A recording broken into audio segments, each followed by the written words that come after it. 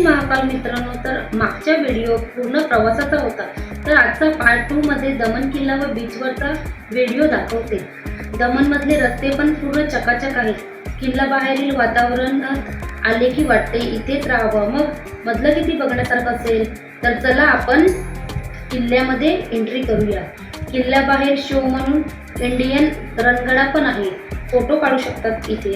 Entry करतात आम्ही गोव्यामध्ये आले आहेत असे वाटते, तर मग तुम्हाला पण यायला आवडेल का? कमेंटमध्ये नक्की सांगा।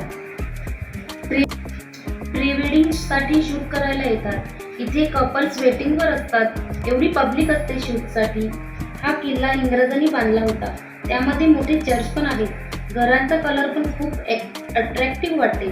4 व्हीलर पण खूप येतात फोटो काढायला फिरण्यासाठी, तर मला पण इच्छा झाली होती व्हिडिओ व फोटो काढायची, ती मी पूर्ण केली। आम्ही किल्ल्याच्या बाहेर आले व आता नानी दमन व मोठी दमन ब्रिजवरचा व्ह्यू बघूया।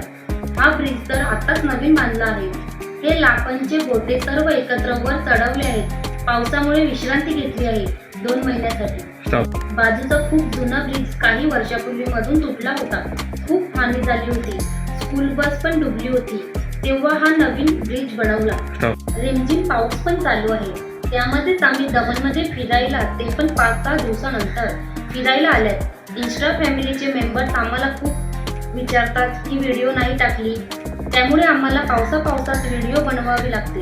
तक्ष आणि मी थोडासा पावसाची मज्जा घेत आहोत। समुद्राला पण भरती होती, वारा पण तेवढाच असता। तर आपण नानी दमनची व्हिडिओमध्ये भेटूया।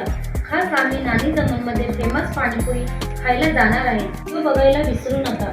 आणि कोण कोण दमनमध्ये गेले असतील तर कमेंटमध्ये नक्की सांगा। आमची व्हिडिओ आवडली असेल तर फॉलो, शेअर, लाईक व यूट्यूबच्या पेजला जाऊन सबस्क्राईब नक्की करा।